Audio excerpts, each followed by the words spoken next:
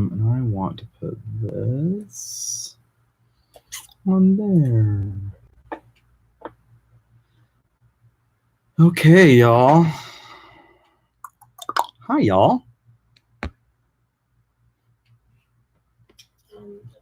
I've got waivers. I've got some wisdom up in here. And I have Cassie over there. Hi. Cassie is ready. Are we ready? Let's let more people get on. There's Mel. Nick. Hey, Nick.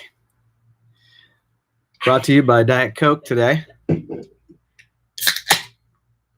guess, Nick, you're here, right? I gotta figure out who's who here. That'll work.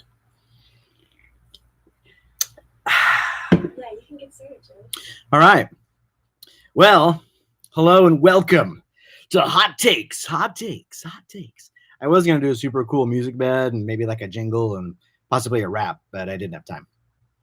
If you don't already know, Hot Takes is a show in which employees of the advertising agency 116 and West go live on YouTube and Instagram. We do it monthly, and we answer your burning questions about skills, expertise, marketing, agency life, and drinking. Scratch that last one. We don't answer questions about that. Those are trade secrets. So today you've got me. My name is Jody Sally. I have two girls' names. So the boy named Sue song, it's kind of like my life a little bit. And I'm standing up, which for those of you that know me is really funny. So as you can guess right away, if you don't know me and you're like, this guy's mildly funny, it's true, which I'll get into later. So let's start. I don't think I've got any questions over in the YouTube, but I do have a couple of questions to get started. So first, a few things about myself. I am a creative, passionate person. I love all things creative. I am an agency guy. I'm a dad. I'm a coach. I am, gosh, what else? I am not tall, dark, and handsome, so I have to use my wit and charm a lot more than normal. One of the first questions we had was, what is my background and my education? So I'm kind of like a jack of all trades in a couple ways. I was a kid in high school that like I could hang out with anybody. I can take apart a motor and put it back together or install a transmission. I can drywall. I can write a song and play it on guitar. I can do all kinds of fun stuff, but I love learning. So at the end of the day, you could say I'm just a student of life. I love communication and how just humans communicate. What are the things that have just a value in what we retain? Obviously, that's pretty important in marketing. So my background, as far as education goes, high school, obviously. Then I went to college. I was going to be a graphic designer for a hot minute. And then I did all the lower division of graphic design. And then I was like, I don't know if I want to be a graphic designer. And so I dumped out of that and decided to be an art teacher, which would have been awesome, except for student teaching. And I didn't get along. So I didn't become an art teacher. Meanwhile, the other hand, I was doing radio. So I got a job working in radio before I graduated high school. And was like, that'd be a really fun job. That'd be awesome. And so I started working in radio when I was almost 18. And then I spent 23 years in a career in radio and had an absolute blast. But the interesting thing is I also did music all the way through my education. So there's some teaching in there. There's some music and music theory and how music intertwines itself into everything. And then obviously the creative elements of art. So I wanted to be an art teacher. So anyway, that's a little bit of background about me. How I got in production is probably a little bit different than some. Some people just, they stumble into it, and some people really, really want to do it. I was kind of a little bit more of the stumble route. I worked as a DJ on a number of different radio stations over the first probably 10 to 14 years of my career. And when the production guy would go on vacation, somehow I got pegged as the guy to fill in for him. I don't know how that worked. Anyway, I really, really liked it. I really liked the writing aspect of it. It's a really good mix of being pretty darn anal in terms of your writing, because if you're being forced to write a concise message that's exactly 30 seconds, that's hard to do. And then at the same time, there's 1,000 right answers in terms of your creativity. So I love the, I don't know, just the mix of that, of being highly organized. It's kind of the best left brain, right brain type of a deal. So in Radioland, I was on a morning show with Mike and Kate. So before it was Mike and Kate, and they were a huge morning show for a long, long time, it was Mike, Kate, and Jody, which was by far a much better morning show for obvious reasons. But as morning show radio goes, they bolted to another radio station, and I got to find out in a meeting because I didn't know before. And that opened up a door where I was able to become the full-time production director of a 6 radio station cluster here in Boise. And that, as they say, is history. So that's how I kind of got into production. If I were to give advice to people about getting into production, if you've got talent, if you've got a desire, if you've got an ear for things and you hear things, not voices, because that's different, but if you hear things in the way that they're constructed, there's just people that are really, really gifted, is the way I would put it. Follow that lead. And by the way, hi everybody that's waving. It's nice to see you guys. Yeah, I'm talking to you. So there's giftings, there's how do you sharpen that blade? I use that analogy a lot. It is a constant sharpening and a constant learning of figuring out what works, why does it work, why doesn't it work, right? If I bring a hammer to the project, but I need to saw something down, it's not a smart way to do it because you don't have the right tool, right? So just figuring that out. So discovering that you're talented at it, discovering that you like it. The other thing is persistence. Anything worth doing right takes time. If you want to be really, really good at something, it's going to take you 10,000 hours to be an expert on this. There isn't a shortcut. You just got to put in the time to learn how to do it and do it right. And the best product takes time. Moving on to our next question. Most valuable skill set you have for working in production. This is kind of I would say the most valuable skill set is right here. That's right here. If you get it, if you hear it, if you've got the vision of what it is that you want as a director, Tasha, I'll get to your question in a little bit as far as process. If you can hear it and see it, that's the first step. If you can't hear it and you don't know what it sounds like, you're going to suck as a director because you're searching for what you're looking for. So when I'm writing, as far as Tasha, a little bit of the answer to your question, when I'm writing something, I hear it in my head, which drives people like Cassie crazy because my head and grammar don't exactly coexist all the time. But the reality is, real conversation isn't grammatically correct. So you have to find the balance of, hey, there's an art form and a performance element to good production while keeping grammar, right, and good communication. Definitely, I hold it in an open hand. It's not going to be such a hard line that I'll never not be grammatically correct or grammatically incorrect.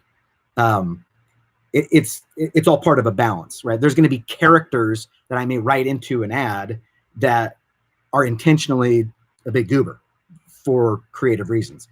Their grammar is not going to be that good. That's just an element of humor that's kind of written into it. So as far as the skill set, and I'm talking really on the big picture side of it, there's the writing element of the vision of what you're doing. There's the production element. And yes, 10,000 is an exact number of hours. And you can get an app that'll count that on your phone. It's kind of like a stair stepper thing, but different. So to answer that question, I completely lost my train of thought. Yeah, which that'll happen. Here's the beauty of it. there's 100 right answers. No, that's not an exact number. There's going to be so many right answers. It's finding the best right answer for what you're doing in terms of that process. I'm writing to a specific target. Then what do I hear in my head? How does that translate? And does it translate to the right audience? Because sometimes what I have in my head, obviously my worldview is going to color that. So I have to be really, really intentional about understanding who is my target audience and what are those things that are valuable to them? What are the things that are foundational in their immediate, I call it a radar, right? What's in my immediate radar? If I'm talking about what are we having for Thanksgiving dinner? The answer is, I don't have a clue, probably turkey, but it's July and I'm not planning on that. That's my timing radar. I have to know what's relevant, what is to identify that target, right? So if I'm writing that, that's my first step in terms of the process. Then I can move on to who voices it. What does that voice sound like? Does it sound like James Earl Jones, or does it sound like a raspy female voice? Who am I talking to? Why does it matter? It's asking all those questions of how can I get the most resonant message that's targeted to a specific audience to tie on enough little tie-ons in terms of being relevant to that person that it'll stick, that it can be memorable. Let's look at a couple other questions there. Knowledge on software. Here's the deal, man. YouTube will teach you anything. So you can go learn whatever you want to learn in terms of the software. And that's just, it's just a tool, right?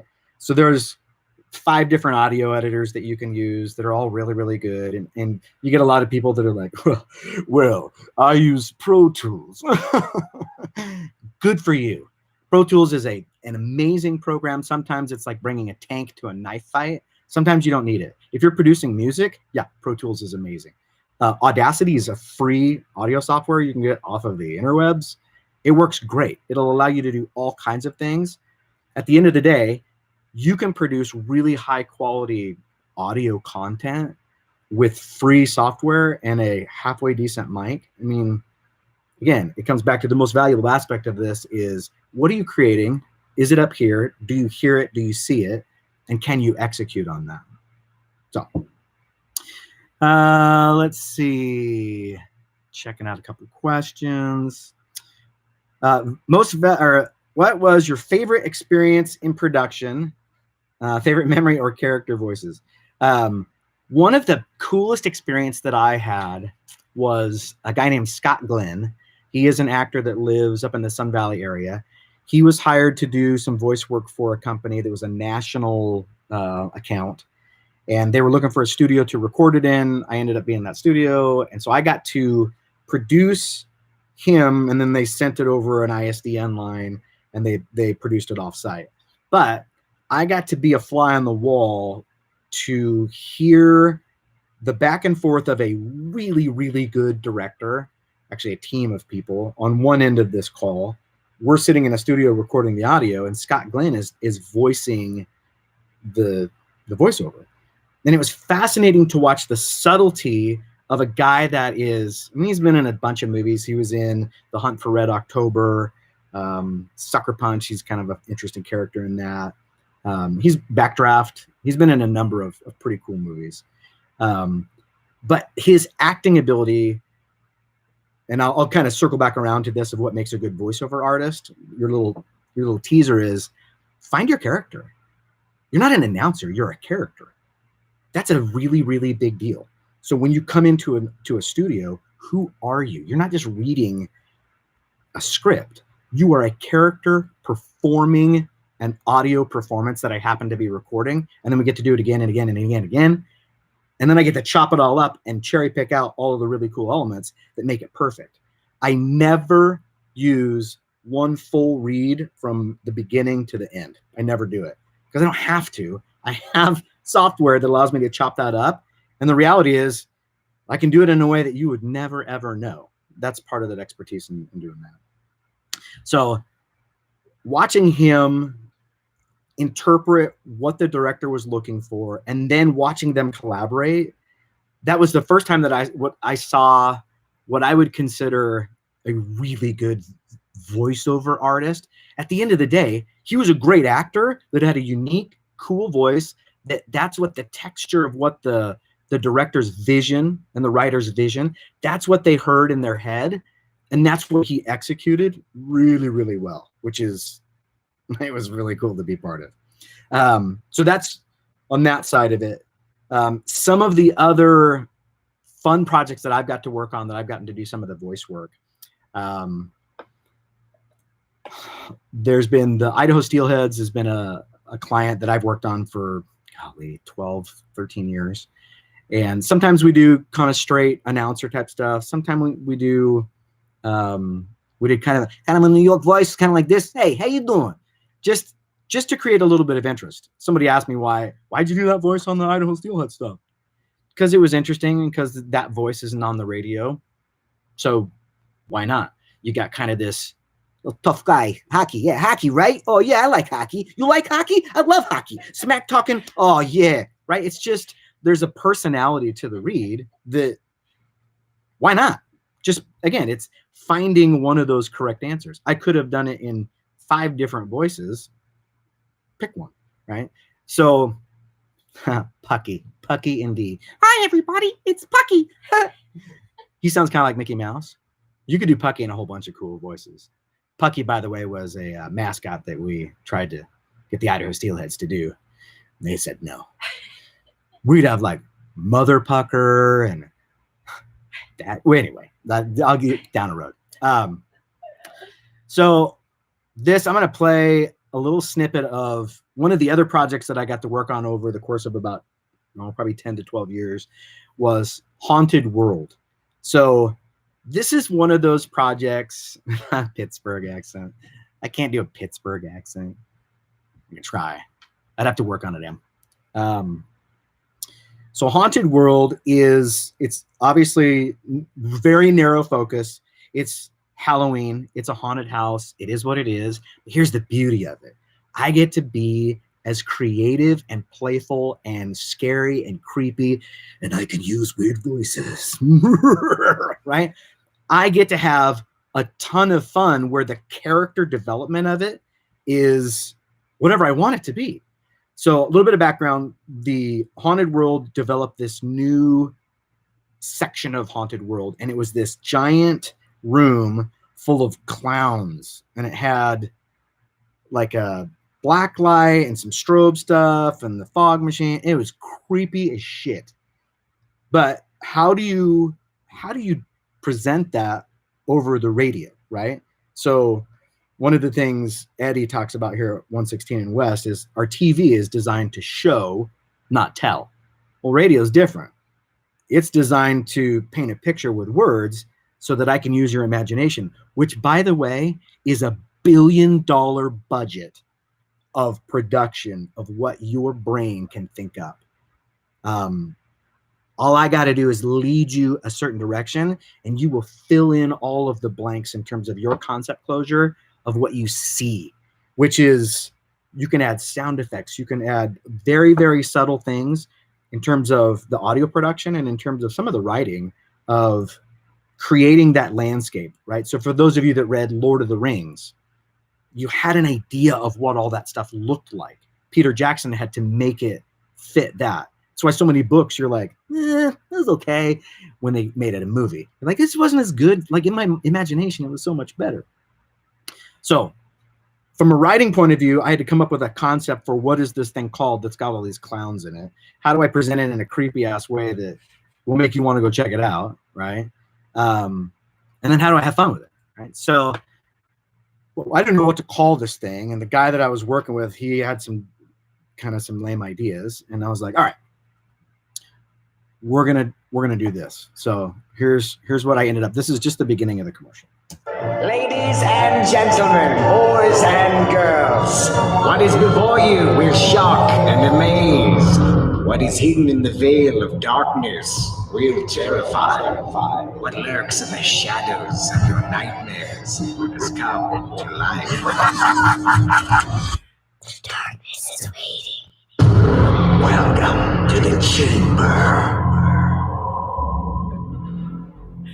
Okay, so a lot of fun, a lot of music, a lot of scary. Welcome to the There's all kinds of things that I'm doing within the software on the computer to make that sound really cool.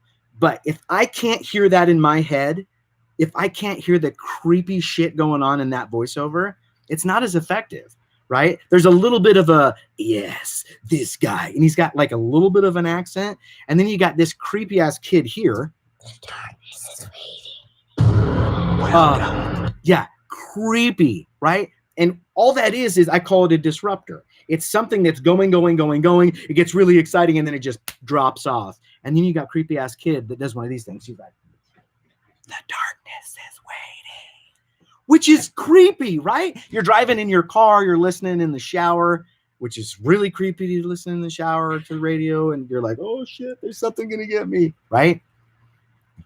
Very successful in creating a creepy, weird, fun. It's exactly what it was supposed to be. Here's the funny thing, and I'll relate this to one of the other questions that I had seen. How do I deal with interesting clients? The client is like, why'd you call it the chamber? And I was like, because it is a chamber. Like, it doesn't matter what we call it. Like, own it. Whatever it is, it's not the chamber, it's the chamber, right? There's a difference in how you present that. It's the same exact word, but I could say it, yeah, it's the chamber, it's scary. Or I could say, it's the chamber, it's terrifying. Two totally different things. So that leads me to one of the other questions. How do I deal with tricky clients? Sometimes really it boils down to knowing what the real win is. There are clients that I've worked with that it's about their ego. And as soon as I figure that out, that's a great idea. We'll do that. At the end of the day, they cash the check. All you can do is present good ideas with strategy behind them. And here's the goal. Here's how we're going to get there. Here's how we measure the return on our investment. Again, it goes back around to, there's a whole bunch of right answers on this. I tend to try and hold things with an open hand. I'll fight for my creative. And there's times where I've really, really fought for creative because I really believed in it. But at the end of the day, they're writing the check. And if they want it to be that way, that's their call. They're paying me as an audio guy, as a voiceover artist, as a whatever, for my expertise and my voiceover talent or whatever it happens to be. If you choose not to take that, that's okay, because it's your money. So I do have a pretty funny story about a tricky client, though. I came up with a really fun creative concept that was about... Oh, I can't get too many details? Okay. It's still a funny story. They didn't like my idea. And the reason they didn't like my idea is my idea was centered on husband and wife characters. The husband was a total nerd about Star Wars, and he's out there yelling at the furnace and trying to do Jedi mind tricks on the furnace. And then his wife's like, what are you doing? You're an idiot. And it's just this funny exchange, and it's just about a furnace thing. The client hated it because, now this is, the timing of this was really important because the timing was right before they re-released a bunch of Star Wars stuff. So it was what I call a current, right? There's conversations going on within the real world, and it's a current of conversation. If I can jump into that current, it's very efficient. If I have to spend energy to create that current, it's really hard to do. It takes a lot of money, and it takes a lot of time. So understanding what's going on, the El Current, as I call it, if you can understand that and jump into that and leverage it, it's efficient and it's relevant. It's good, right? She hated Star Wars. So she wasn't willing to have fun with that, even though, I don't know, Star Wars was a fairly successful campaign. Because she didn't want to do it. And I had Chewbacca voices. The use of a cup, silly, right? But it works really, really well. It's understanding how the cup creates resonance. Weird. Or Yoda. Strong it was. The concept. Yes. All those voices were dialed in. It was a good concept. Never saw the light of day. And you know what you got to do? my idea. And that's Let it. go. The eyes in the universe. So maybe someday it'll come back. Who knows? Okay, let's see. Yes, Cassie is awesome. No, there's no trademark issues. He's Yoda. He's a Jedi Master. To recreate, no. It's an impersonation, Danielle. Not Read recreate. the question out loud. So Danielle says, is there trademark issues to recreate a Disney character's voice? Because it's a character dorking around and doing an impression of it, my answer is no. So to me, that's one of those things. Again, it's pop culture. Am I utilizing, I mean, you could maybe make a case for it. I'm pretty sure that Disney's not going to come after me for saying something in a Yoda voice. Because really, a Yoda voice is just Frank Oz, and he's got all kinds of voices that all sound really similar. Like Fozzie Bear and Yoda, very similar. Okay.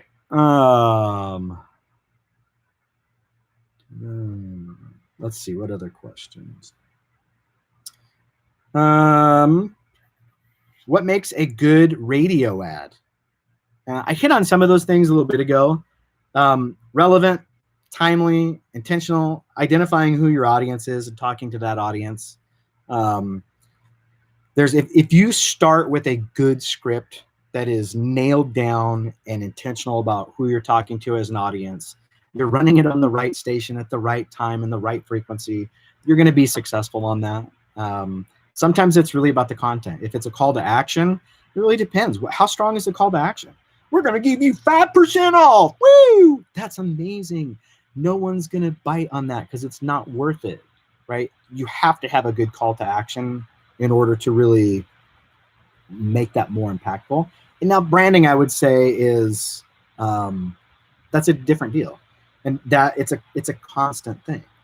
And it's very difficult radio-wise to quantify the value of branding in terms of yes, this was worth X amount of dollars. It's kind of like working out, right, Cassie? Right. It's very difficult to quantify the exact value of working out all the time. Your body knows the difference, and if you quit doing it, your muscles start to atrophy, and you may not notice it right away. Your branding is similar. If you quit advertising, you may not notice a significant decrease, but 2 years later, when your competition has spent money on their branding, you're losing ground, and you may not even realize it.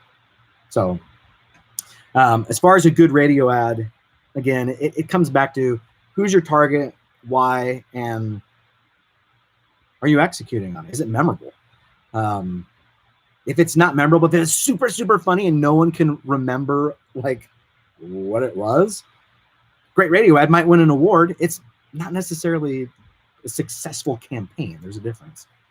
Can I chat about my kids and working with them on how that influences them? Christelle, great question.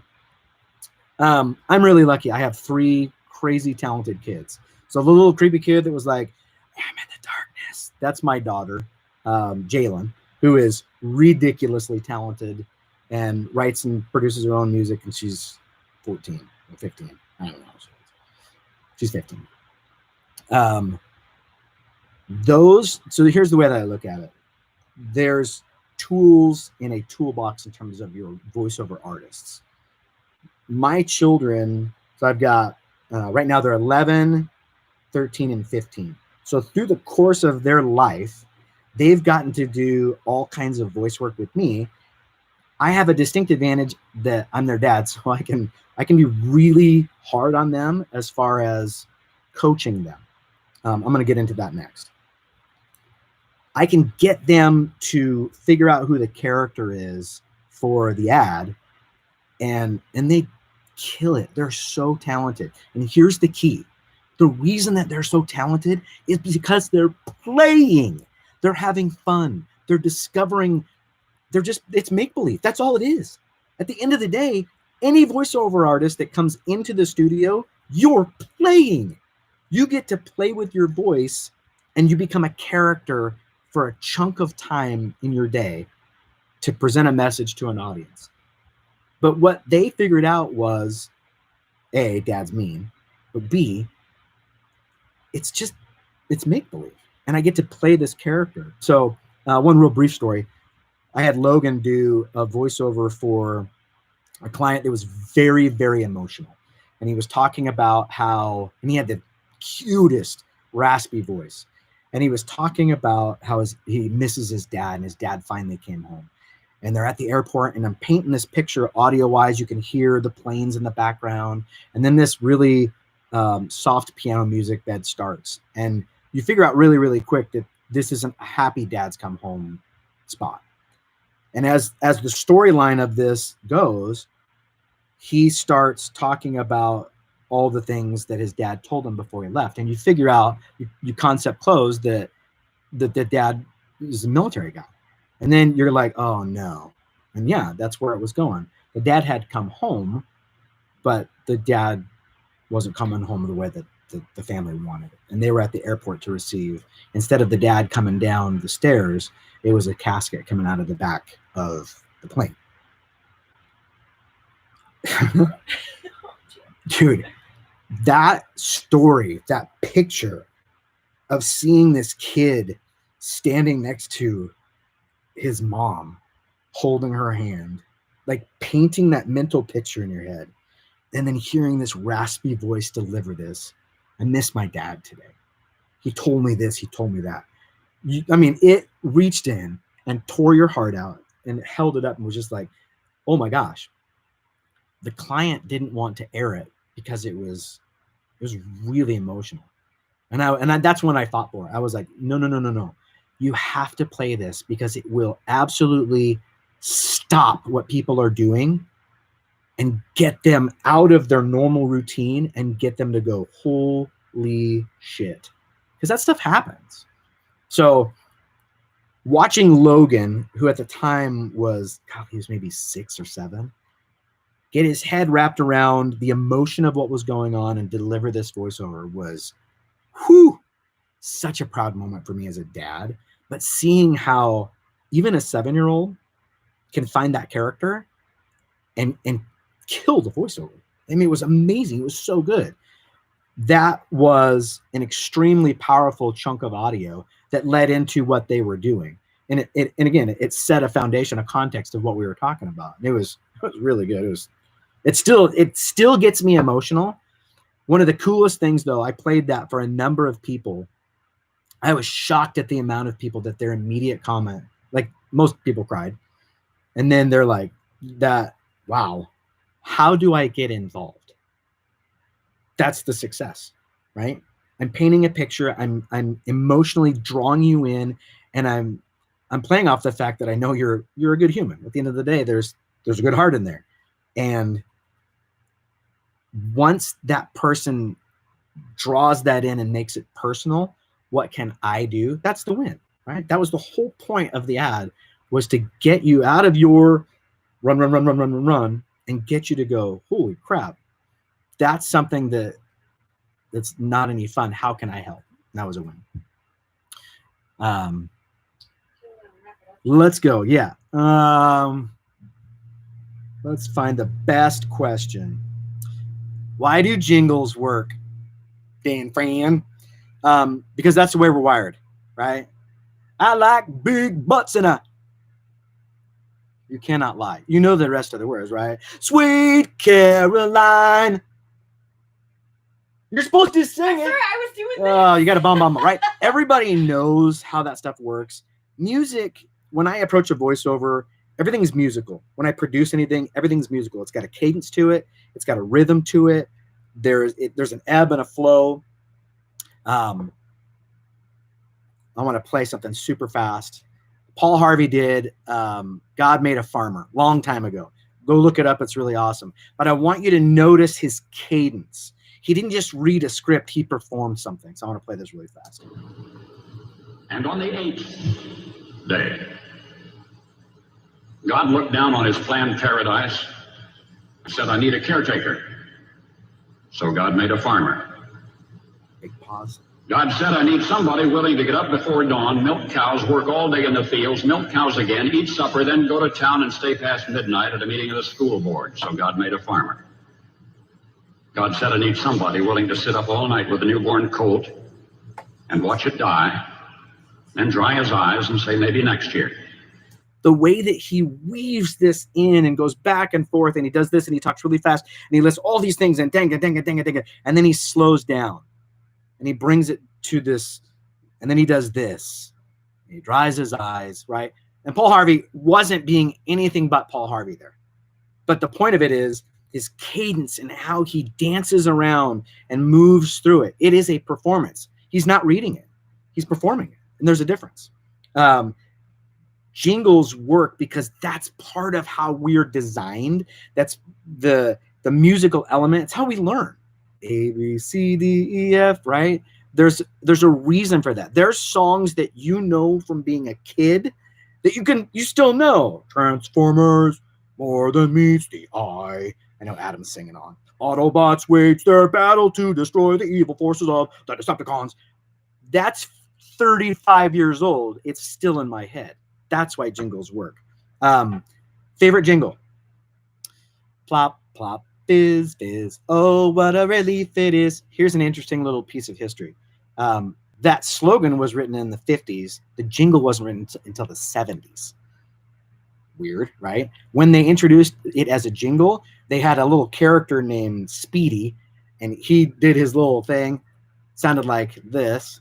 You worked too hard, you ate too much, the cheesecake made you greedy. Let your aching head and stomach hear this message from old Speedy. Alka-Seltzer, plop, plop, fizz, fizz, oh, what a relief it is.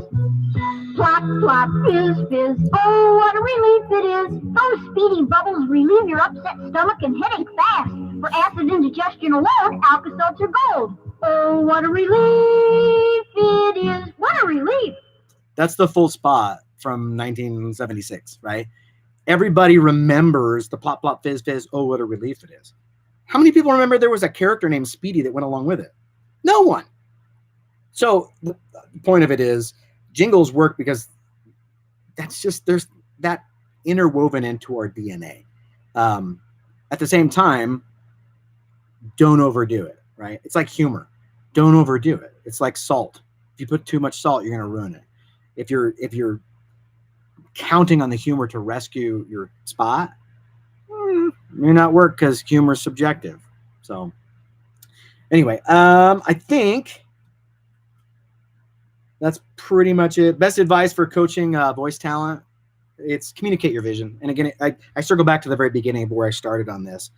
As far as all audio and video producers, and there's so much integration between that, it is about your vision. It is about what you see and fighting for what you see. And how does that relate to your target audience? Do they resonate what your vision is? And you have to be empathetic. You have to understand who that audience is in order to make sure that that resonates. If it doesn't resonate, right, then you're missing the mark. You have to identify that target first, communicate that vision, and then communicate it to everybody involved. You have to sell that to the team. You have to sell it to the client. And sometimes, honestly, sometimes what's written down on a script does not translate because it's in your head. And you have to be able to translate that, right? Go back to the example of the creepy chamber thing for the haunted world. That written down on a script carries no weight. It's just words on paper. When it's produced and you are able to bring forth all of the stuff that's up here and how creepy that is, like the kid saying, in the darkness, like that's written out. You can't tell that it's a creepy kid whispering that's about to murder you because that's creepy. So anyway, vision, communicate your vision. Hands, they're important. I coach that all the time, right? I don't know what I'm doing. My palms always face the ceiling. I don't know. My tone goes up. If I'm talking about something, well, here's how you're going to do it, right? This is my palms face each other. Oh, but this, now I'm emphatic. Whatever it is that I'm saying, it's really, really important. And I have one hand facing the audience. Why? Palms up. I don't really know. But I do know this. This is the conclusion of Hot Takes with Mr. Jodes. Thank you for joining me. Or as we say, thanks for kicking it with me. Leave us a comment. Let us know what you would like to hear about next time. We got a lot of super talented people that work here at 116 and West with a ton a ton of wisdom and expertise. I'm reading some more comments. I've gone from laughing, terrified, crying, back to laughing again. That is about being a human, Em, and that is the key. Understanding we're all humans, and that's how it works. And it's unlocking those emotions and being relevant. So I love that. Hit that subscribe button. It's worth it. And then find us on Twitter. We're on Insta and Facebook at 116 and West. Spell out the A&D West. That's all we've got for today. Hope you guys enjoyed, and have a great rest of your day. I think that's it. I'm going to end the stream in 3, 2, 1. Woo. Awesome.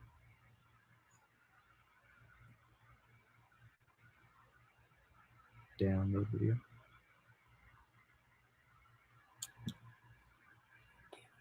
Here, give me what you want.